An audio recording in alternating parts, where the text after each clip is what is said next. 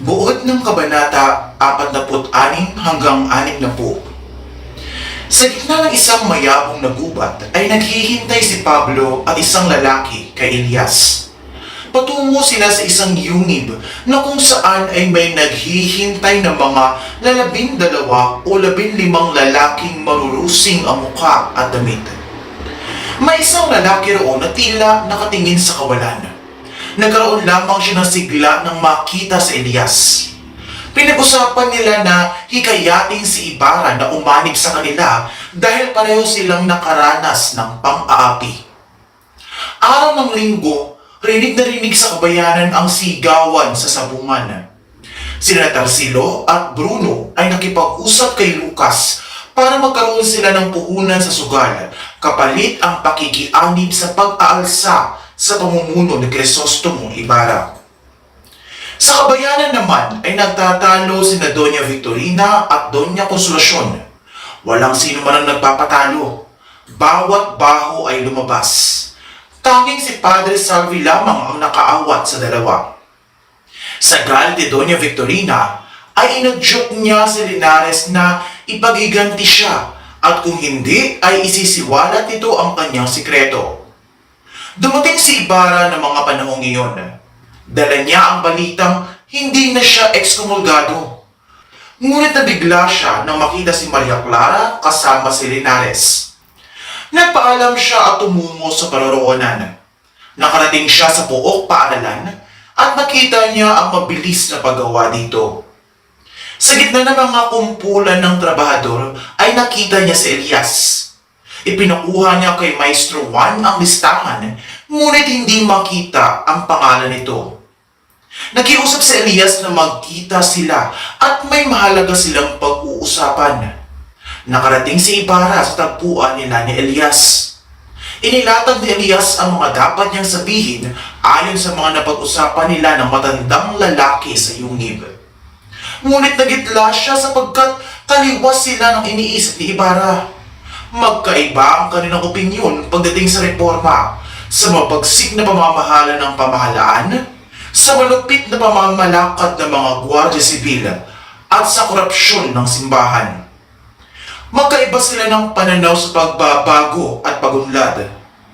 Para lalong maliwanagan si Ibarra, ay ikinuwento ni Elias ang kasaysayan ng kanyang buhay. Ngunit tila ganoon pa rin ang pasya ni Ibarra bagamat siya'y nakikisimpatiya sa masaklap na kapalaran nito. Ibinaba si Ibarra at nagbiling dito na kalimutan siya at huwag batiin sakaling magkita muli. Lumisan siya habang si Ibarra ay tinatanaw siyang kinakain ng dilim. Nag-usap sila ni Sinang at doon niya nalaman ang tungkol kay Linares at Maria Clara. Nagpasya silang magkita kinabukasan. Sa kalaliman ng gabi sa gitna ng sementeryo ay nagkumpul-kumpulan ang mga kalalakihang tinipo ni Lucas. Pinag-uusapan nila ang gagawing pananalakay at kung ano ang isisigaw nang dumating si Elias. Nagpatuloy ang usapan hanggang napagdesisyon na nilang tapusin ito dahil maaaring may sumusunod na sibil. Naiwan sina Elias at Lucas na hindi pa rin malinaw ang mukha ng isa't isa. Samantala, si Don Filipo ay nakikipag-usap kay Piloso Potasio na sa mga panahon na iyon ay may sakit. Napag-usapan nila ang pagkakaiba ng mag-aaral noon at ngayon. Ang mga topikong umiiral sa kanilang mga isipan ay ang pamahalaan, mga pagbabago sa nagdaang panahon, ang mga kababaihan at kalalakihan, at ang umiiral sa tahanan.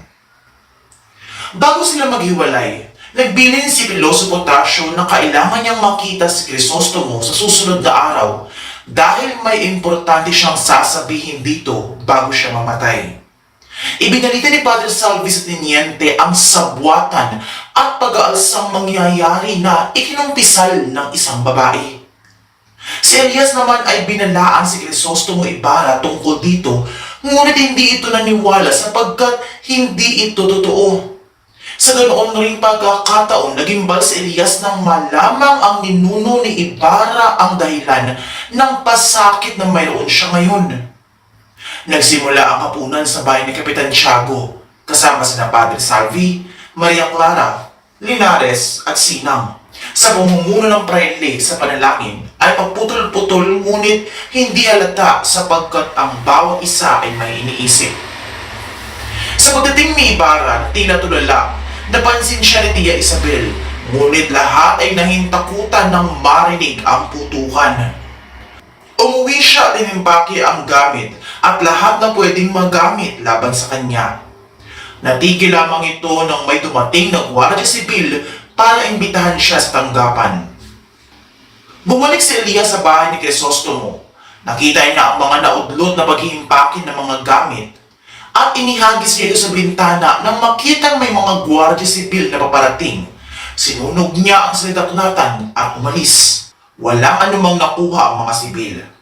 Kinaumagahan, may nakitang nakalambitin sa isang puno. Lahat ay may kani-kaniyang haka-haka. Tanging ang magsasakang nagmamasid ang nakapansin sa buto ng katutubong damo na makikita sa kasuotan na nakita rin niya sa manggas ng sakristan mayor. Sa tanggapan ng tenyente nagsimula ang pag-iimbestiga. Si Bruno ay namatay kinagabihan. Si Tarsilo ay namatay sa paraan ng pagtitimba. Dumaan ang kariton at bumaba ang lahat ng sinakdal. Huling lumabas si Ibarra na hindi nakagapos na naging dahilan ng pagagalit ng mga pamilya ng naroroon. Kitang-kita sa mukha ni Ibarra ang kasawian. Walang nagmamahal, walang tahanan, at tinalikuran ng sariling bayan. Sa di kalayuan ay tanaw ni Tandang Tasyo ang lahat. Sa pagal na katawan, sinunod na lamang niya ng tingin si Crisostomo Ibarra at umuwi. Kinaumagahan, nakita na lamang siyang wala ng buhay sa sariling dampa. Umabot sa Maynila ang mga nangyari sa San Diego. Iba't ibang bersyon ang nakarating bagamat puro kapulaanan ang kay Ibarra at pagpupuri naman ang kay Padre Salvi. Maraming nagsasabi na dahil sa pagpigil niya sa pag-aalsa ay maaaring maging obispo siya. Dahil sa pangyayari yaon, si Kapitan Tino ay nabalisa dahil minsan niya na rin nakadaupang palad si Ibarra kung kaya't pinayuan siya ng kamag-anak na magpadala ng regalo sa Gobernador General para hindi siya masali sa gulo. Ngunit naging kabaligtaran ang nangyari. Pinadudahan siya, inimbita at pinagbakasyon sa tanggapan ng pamahalaan. Dumating naman ang mga de Espadanya sa bahay ni Tiago kasama si Linares. Sinabi ni Doña Victorina na nararapat lamang na maparusahan si Ibarra sa ginawa. Hinarap ni Maria Clara ang mga bisita. Napag-usapan ang kasal ni Maria at Linares. Payag na si Tiago na ikasal si Maria kay Linares dahil tagapayo ito ng Kapitan General. Kinabukasan, napuno ng bisita ang bulwagan ni Kapitan Tiago. Andun ang mga inchik, mga paring sina Salvi at Sibila. Naging usap-usapan ang pagpapakasal ni Maria kay Linares. Sabi ng ilan ay ginagawa lamang daw ito ni Maria dahil papaslangin na si Ibarra. Nagtungo si Maria sa azotea. Nakita niya sa isang lumang bangka sina Elias at Ibarra na tatakas. Sandaling nag-usap ang dalawa at sinabi ng Maria na si Ibarra pa rin ang mahal nito. Umalis na rin ang dalawa pagkatapos makipag-usap kay Maria. Ang mabibigay ko pong aral ay palagi kang sumunod sa mga tao na makapangyarihan. Kung hindi ka sumunod, maaaring magdulot ito ng buhay mo.